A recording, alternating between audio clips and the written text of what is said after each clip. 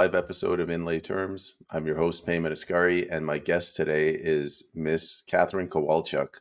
Welcome to the show. Hi, thank you for having me. No, you're most welcome. Thank you for coming on. Catherine, I thought maybe we could get started if you could tell the audience a little about yourself, please. Sure, thanks. I live in Alberta. I practice in the area as a lawyer at family law out of Calgary and in Strathmore. And I guess I I I became quite vocal during the COVID era. I You could find me quite regularly attend the rallies in Calgary, and I was speaking out right from the very beginning when the lockdowns and the restrictions were all upon us. And from that, I co-founded Lawyers for Truth. And through that organization, a group of us lawyers and some other professionals uh, were trying to make sense of the situation that was in front of us, and we were also helping connect people who were directly impacted by the mandates, connecting them with lawyers, giving them advice to the extent that we could. We weren't a law firm, but we would connect them with people in terms of how to manage the restrictions. And I did a lot of speaking at that point about the government overreach and trying to empower people to not comply, essentially. That was my main message.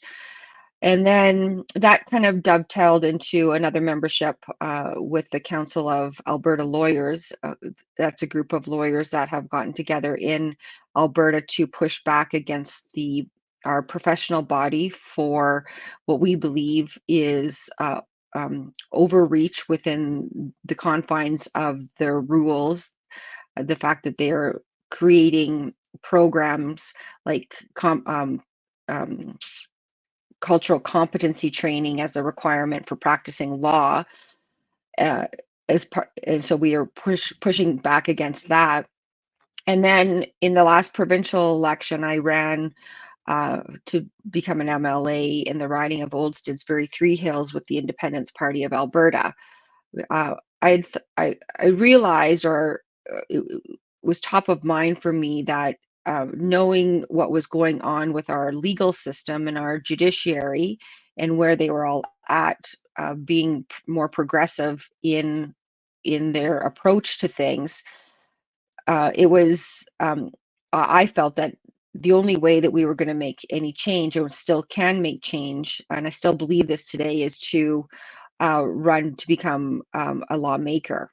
And that's exactly what I did. I didn't win, obviously, but I'm still in the fight, and I still monitor what our politicians are doing very closely, especially Danielle Smith here in Alberta. And I continue to speak out whenever I can, whenever I see the government taking the province in the wrong direction. All right, let's take that from the top. COVID, the lockdowns. Did something snap and then you realized that something wasn't right, or was it something that was building up and you'd noticed year after year, even before COVID? I had been on the path of exploration before COVID, and that I was questioning a lot of different things and accessing a lot of different information, mostly related to what the alternative media would call the disclosure movement. So there were a lot of, so I was already exploring. So when COVID happened, I was monitoring that in China and thinking, okay, well, this is going to come over here. And sure enough, it did. And I think I might have had one day of going, okay, well, what is this? Where are we at?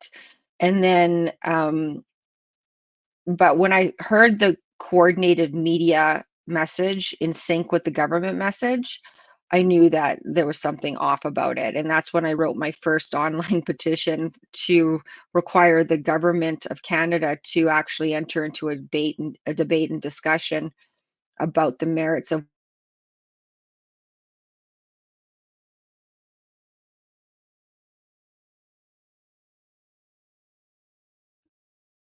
that fell on deaf ears. Sorry, I don't know what happened there. I lost you Um, for a bit, but but I got can the you hear last me? part. Yep.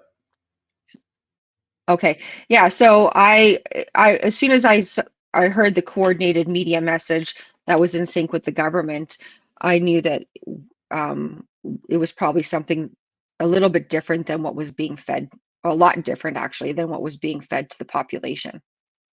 So for you, it was a coordinated media effort. For me, it was I didn't really see the threat even the first like week or two until the ironically the liquor stores started mandating masks. I'm like, wait a minute, what does a liquor store have to do with public health? Yeah. But for you, it was like what every news agency was saying the same thing. Oh yeah, yeah, and the governments, right? They were really in lockstep with the same message, and and I was also, the fact that they were implementing this 2 weeks to flatten the curve. I mean, it was really concerning to me because at that time, to my knowledge, there was no discussion or debate about this within any of our legislatures or our parliament.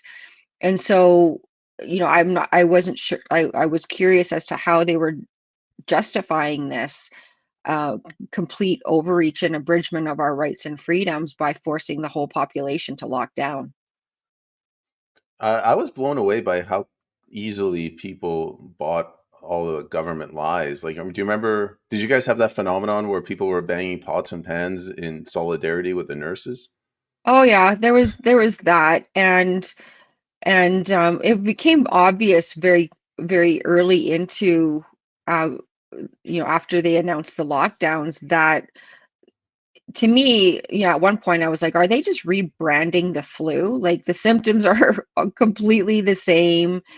There's no protocol for the treatment of COVID other than go home and isolate, if you, so it was absolutely bizarre to me what was happening.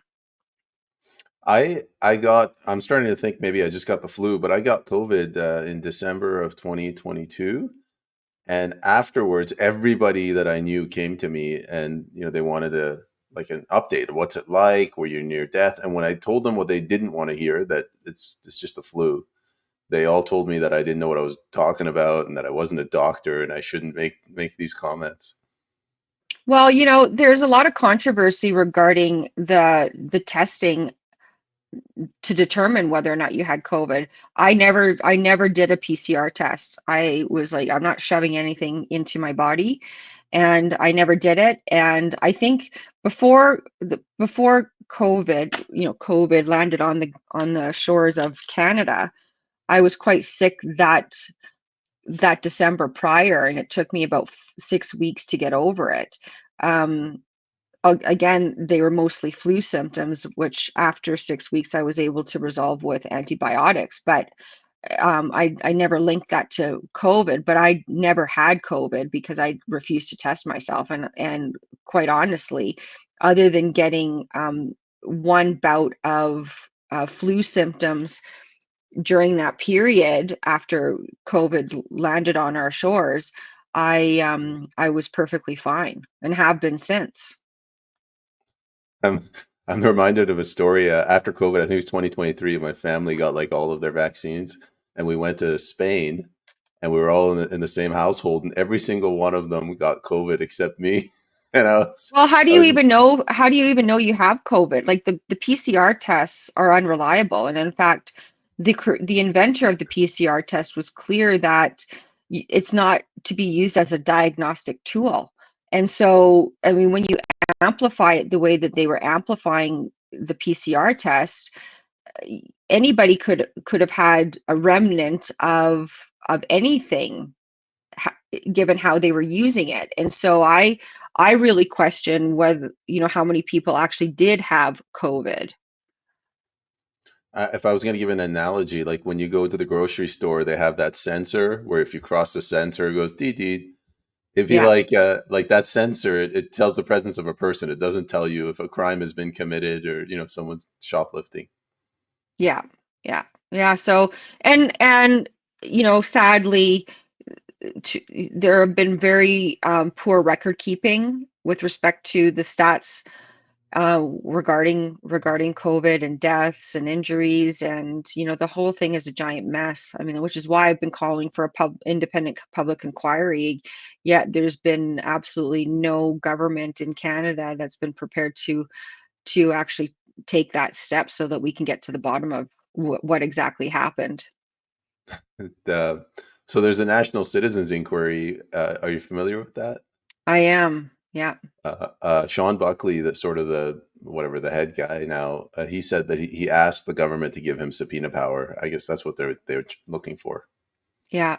Yeah, and you want to be able to have that because you want to compel testimony. And but there was as I I'm in agreement with having that info, like the National Citizens Inquiry, and the information exposed a lot of information that otherwise would not have been exposed. But as we've seen and even with our committees, our government committees, and both in Canada and the US, a lot of this information gets out, yet there's no accountability. There's very little accountability that comes from any of these testimonies being brought into the light. It's a huge problem. It is, but people are getting really frustrated. Like if you're in government, there's no accountability. And even if you have to be accountable, you get like a government appointed legal system. Whereas when you're outside of the system, they take your license, they drag you to the courts and you have to pay for this stuff privately. Yeah, it was completely flipped onto the citizens during COVID. Instead of the government justifying it and demonstrating to the citizens exactly what was going on with COVID, rather than declaring it because the World Health Organization declared it, even though it may or may not have been reflective in each individual country, right? That is a member of the World Health Organization. Instead of doing that, and justifying it to Canadians, we had to take the government to court. And that to me is completely backwards. That we as citizens, I mean, yes, that remedy is available to us always and should remain.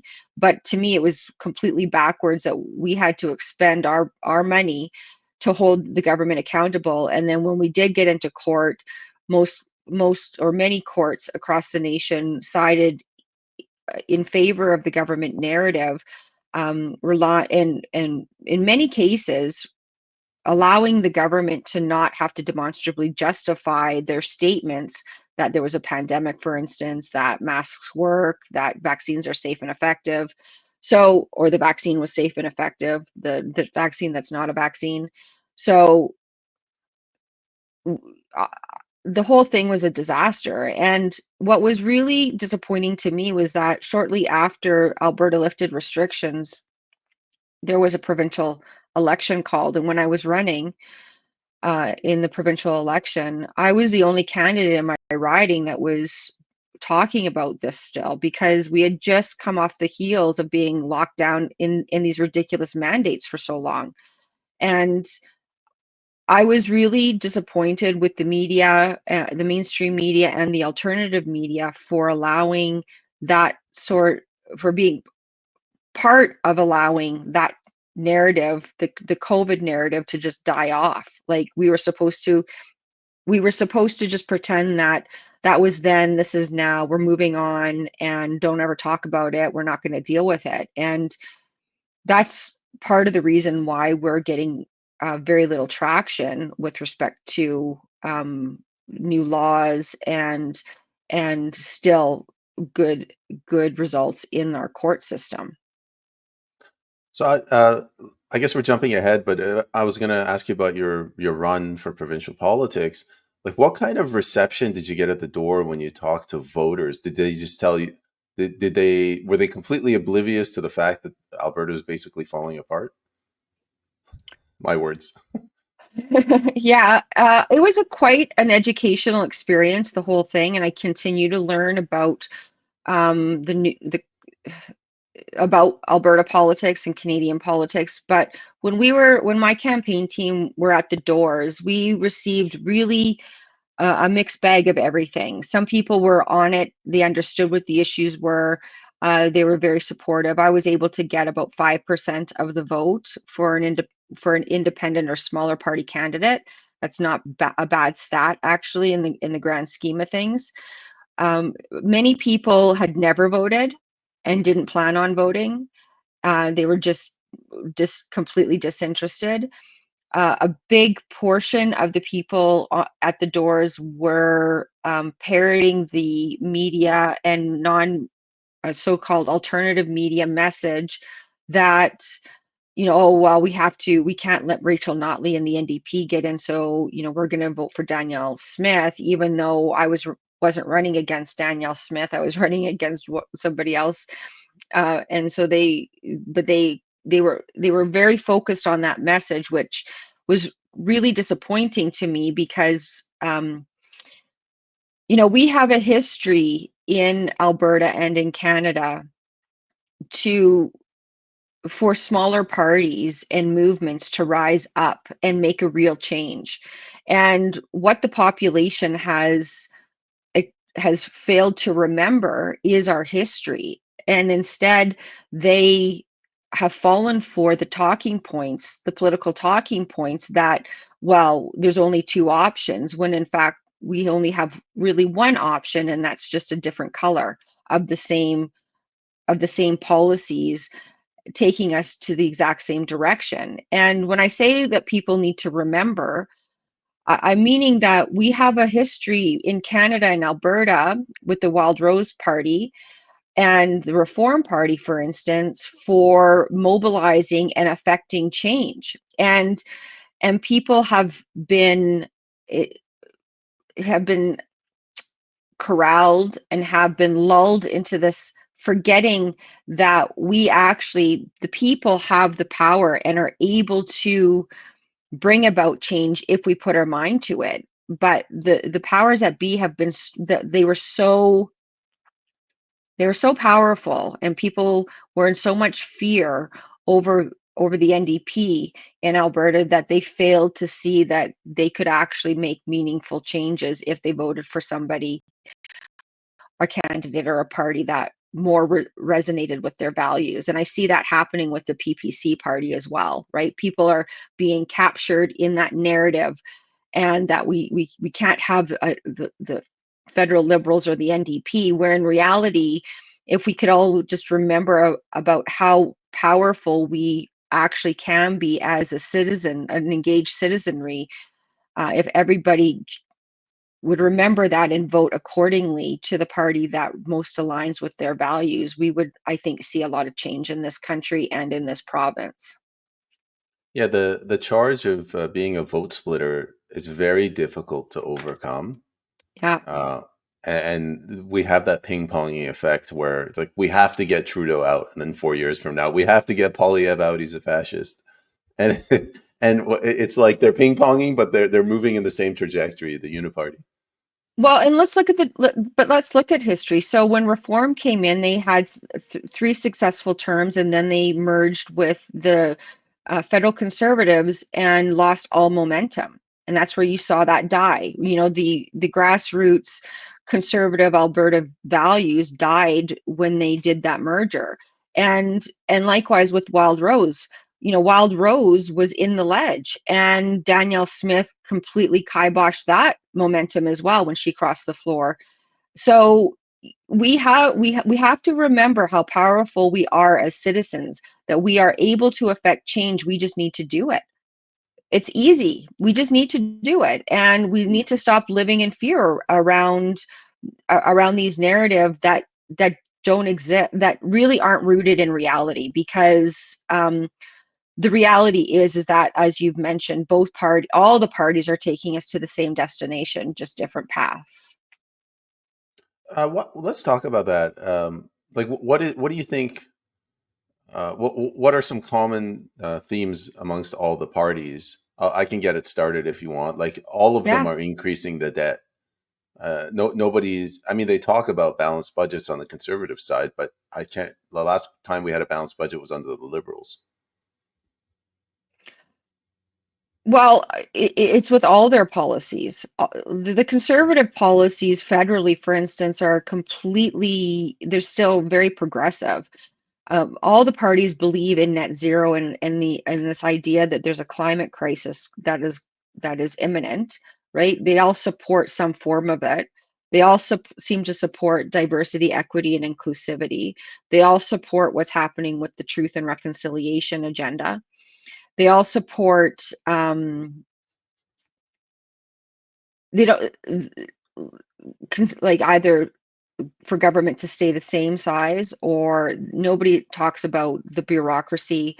Nobody's talking about how detrimental the bloated bureaucracy is to the bottom line from an economic standpoint, but also how much power and influence they have in our governments.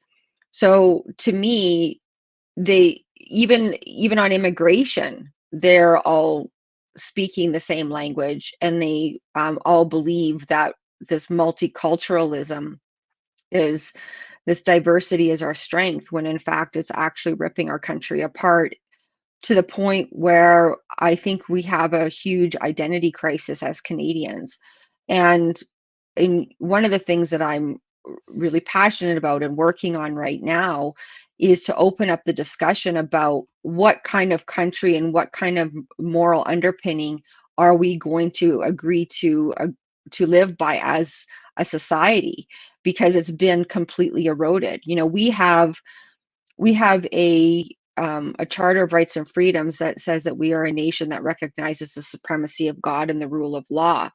Yet we're not allowed to talk about that in our schools, right? Instead, we recite the land acknowledgement, which ostensibly is an admission that, you know, we stole this land from people, and that, you know, and so apart from the money that's flowing to the Indigenous, what's the end goal here? Are we supposed to give all this property back? I know that there is a movement to that effect in Canada, that's the hard line. Us colonial settlers are evil, and that we need to return all of our property to them. We have these politicians virtue signaling ridiculous these ridiculous things like diversity, equity, inclusivity. As I've mentioned, we're promoting ESG scores. They're all committed to the Sustainable Development Goals and Agenda 2030 and 2050. So there's no resistance or opposition to these ideas within the current mainstream party structure, and that's in Alberta as well. So let's pick up on multiculturalism. I'm also taking like a hard nationalist sort of perspective where you need to have culture and you need to defend your culture. What's your vision? Like, what do you think what should be our alternative to multiculturalism? Well, we were a country founded on the principles that recognize the supremacy of God and the rule of law. We were built on Christian principles, and there's a good book that I recommend your viewers to read called Leaving God Behind by Michael Wagner, and he chronicles the dilution and eradication of God within our institutions, our governments, our education system, and then also describes very nicely the pitfalls of the Charter of Rights and Freedoms, and really what was behind that. And notwithstanding that it was introduced by Pierre Elliott Trudeau, who's a declared communist, self-declared communist. So y- we're, we are a Christian country. We are founded upon Christian principles, and that's what made Canada so appealing and so great, because under Christianity, there's a high degree of tolerance and acceptance, and the idea of free will, that you have the free will as an individual to live as you want. But all of the Christian principles are now have been completely inverted and diluted, like I said. And so now as a secular society, um, that will not discuss this, or allow the discussion about God, and what does the statement mean that we are a nation that recognizes the supremacy of God and the rule of law. Without God in that discussion, and without an understanding of it, we are seeing how courts are ruling and how governments are interpreting this idea that we can no longer claim to be a Christian society, and that our rule of law is compromised because we no longer, I believe, as a nation, have the same understanding or worldview of what is the moral underpinning that is directing our society right now. One thing I've been trying to do, and I haven't been really successful, is like tie a lot of these things back to Christianity, like the concept of the West, the sort of like sovereignty of the individual, property rights, how the courts should function. Everyone says that it's based on Christian values, but do you have like a concrete example? Is it the Ten Commandments? Thou shalt not steal. Is that how we get property rights? Well, that's part of it. Yeah, that's part of it, and an understanding that our rights don't come from government. Our rights come from God and natural law. And so the government should not be interfering in the lives of individuals whatsoever. But it's beyond that, right? It's beyond um, Christian principles also recognize the importance of the traditional family, and that marriage is not open for people who are of the same sex, that marriage should be between a man and a woman. And so there are a lot of things, a lot of ways that our society has deviated from Christian principles as taught by Jesus Christ. But I mean, like a functional level, take the family unit. Like to me, when I hear Christianity or religion, to me that's inseparable from the family unit. When I hear secularism, I just look at the state.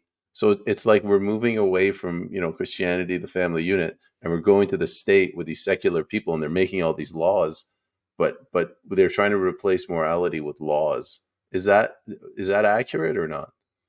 Yeah, I think that is accurate. They're replacing God with government. And, the government it has become our lawmaker, our regulator, and our decision maker. And uh, that's been occurring over decades of indoctrination and infiltration, I believe, especially since the end of World War II and the creation of the United Nations. I mean, the United Nations was created ostensibly to prevent a third world war, yet has morphed into an organization with subsidiary organizations like the World Economic Forum and World Health Organization, where they want to all bring about one world government, one world economy, and one world religion, which is one world communism, where they're dictating everything to us. And so when we as individuals no longer are able to have our God-given rights without any limitations imposed by our governments, uh, we basically have been giving up our power to these so-called elected officials and bureaucracy that are making all of these rules and laws for us. My next question was actually going to be, when do you think things went downhill? But you think it's 1945 was the inflection point? Well, I mean, I think that there was a concerted effort after World War II to coordinate. There's the Club of Rome, and there's all of these organizations, the Bilderberg Group, where these secret societies they've always operated on this planet, and there's always been an agenda, I think, for a very, very, very long time. But in modern history, I think that it was recognized that there had to be a collective effort, and that's why the UN was created, and which is really at its roots communist. Having equity, everybody is to be um, have the same equality of outcome rather than equal opportunity. And they've inverted a lot of the definitions.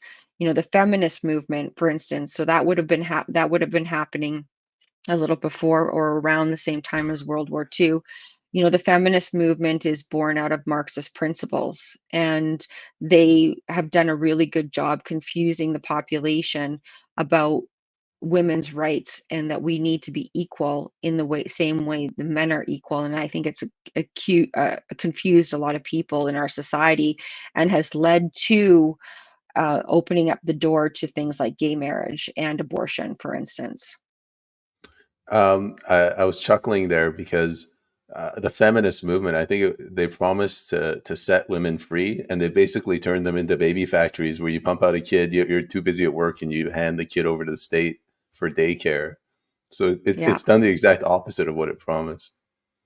Well, I'm a family law lawyer, so I deal with divorces all the time. I've been divorced twice myself. I have two children as a result from a divorce relationship.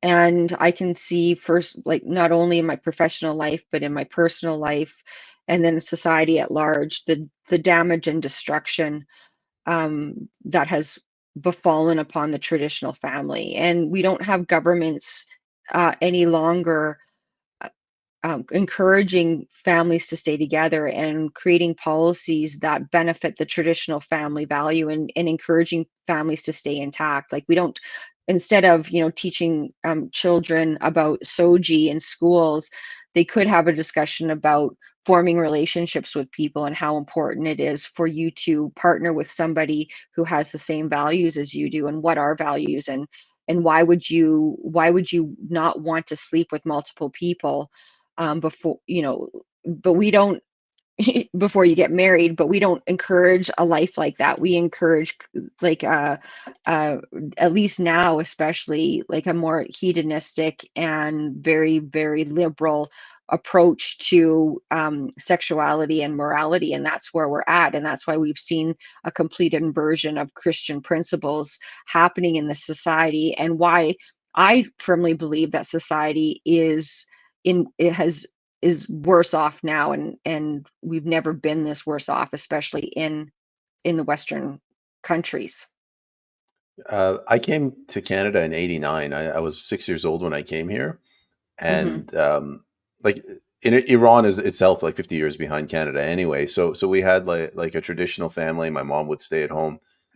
My dad had to work, and so dad is the breadwinner. Mom is in charge of the house. The one thing I noticed that was different when I started hanging out with white kids is the food. Like on the table in like an Iranian home, you have like pistachios, walnuts, figs, I don't know, yogurt or cucumbers. You go to your Canadian home, it's like chips, Doritos, M&Ms. Oh, yeah. Uh, and I think that I'm guessing that's because moms are busy off working. Moms, you got two parents working, so they just put junk food on the table. I think that's part of it. I mean, I think that, our food and healthcare industry have completely missed the mark. But yeah, I mean, I was in my 20s, I was completely, like, feminist leaning. Like, I completely turned my back on religion. I thought that it was hypocritical, mostly the people in it. I didn't really understand it, even though I had gone to a Catholic school all my life. I don't recall, even though I took religion class every single year, I don't recall really fundamentally grasping what it was. I'm not Catholic, but I am Christian, and my um, journey back to God came through my life experience, and mostly through pain, right? The failed relationships that I had, a bankruptcy that I went through, and then COVID really brought me back to the Bible. Because when I looked at the teachings of Jesus Christ, and I asked myself the question, what if we all just decided to live by these teachings? How would this change the world? And I firmly believe that it would drastically improve the world. And I don't believe any longer that, it should be the goal of women in particular to break the glass ceiling and make as much money and not have children. I don't agree with that anymore. I think that men and women are equal as human beings, but we bring different strengths to the family and to the relationship. And there's nothing wrong with that. I don't want to actually um, be the protector in my family. I want my husband to do that. And I want to be the nurturing, caring, loving mom and wife, providing for her family and taking care of her family. And I think if we got back to those sorts of ideas and principles, and to the extent that our government needs to be involved or is involved in our lives, we support policies and laws that focus on keeping the families together. I think a lot of I think a lot of the problems in our country, like addiction and divorce, can be solved by getting back to these sorts of principles. When you live in a secular society or don't believe in anything other than how you might feel in the moment, and this moral relativism that seems to occur and change again based on the whim of how people are feeling, that's not that's not how you build a successful, thriving, prosperous society. It's just not. And there's a reason why Christian countries in the West was so successful and prosperous and innovative.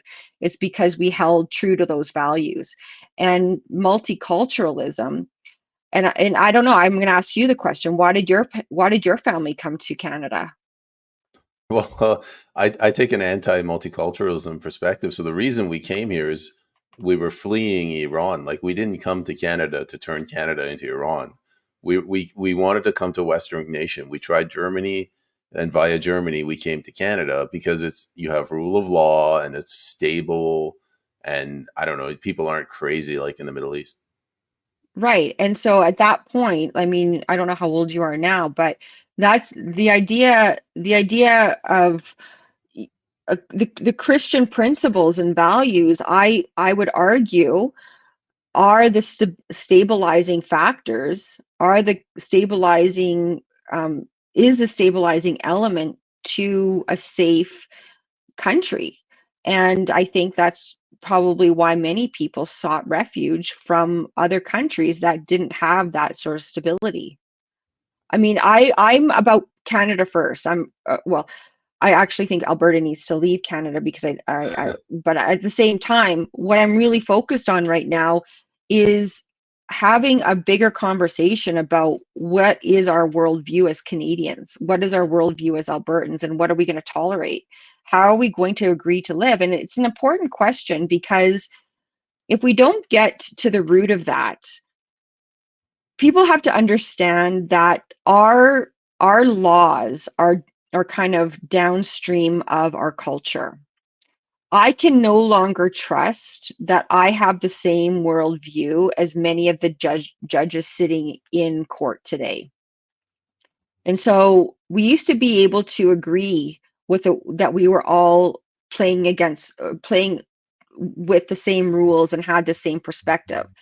And the classical liberal argument of you take care of you and do whatever you want in your bedroom as long as it's not hurting anybody, that's of no consequence. But I challenge that perspective because leaving it up to the courts to enforce or to determine what is legal or not legal, and leaving it up to governments to do so when they have a progressive lens that they're looking through to help guide them make their decisions and their laws. We're no longer playing under the same rules. And when you don't, and that's what's caused the instability within our judicial system, legal system, and in our political system.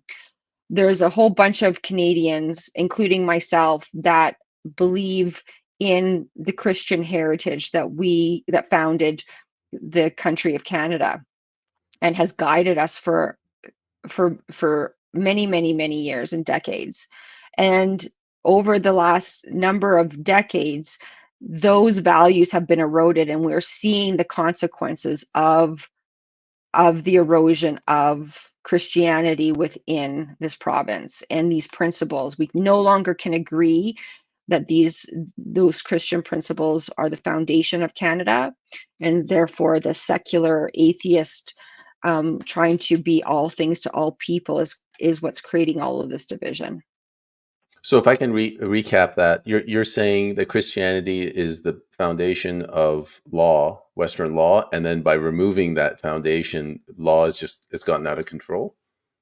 Yeah, essentially. I mean, that's a really very simplistic way of looking at it and describing it, but yes, because when you take God out of the equation of what underpins the rule of law, you take out a moral foundation, the moral underpinning by which that law was created, which is why we're seeing laws that allow the chemical castration of 16-year-olds and 17-year-olds being implemented by Danielle Smith. That's why you have sexual orientation and gender identity still being taught in our schools.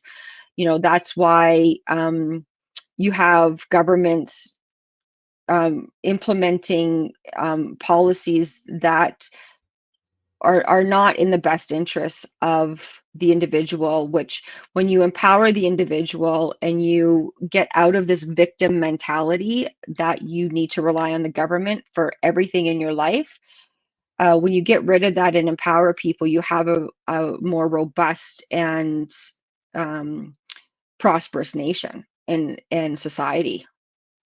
How does that play out in practice? Like, is it that now that there is no God holding these judges to account, the judge is just going crazy and what coming up with these stupid rulings? Is that how it plays out? Well, I don't know if I'd call it crazy, but they're certainly being taught through from within our primary and secondary schools. There's sexual orientation and gender identity um, being taught there. There's land acknowledgements being taught there. When I look at the law schools, for instance, at the University of Calgary, there's a DE, and the University of Alberta Law School, there are DEI committees whose mandate is to influence research and instruction in the classroom, for instance, under the DEI lens, diversity, equity, and inclusivity. And they also have affirmative action policies that if you're Indigenous or Black in Calgary at the U of C, if you don't meet the merit-based criteria for admission, you can write about your lived experience. And in Edmonton, I think they focus on just the Indigenous. So you have these affirmative action policies. So these people, these students are learning everything through the DEI lens, right? And through which is Marxist in its roots. And so these people become lawyers. The Law Society of Alberta has declared that the profession is systemically racist based on testimony, unverified testimony of people writing in talking about their experience of racism in the profession, and all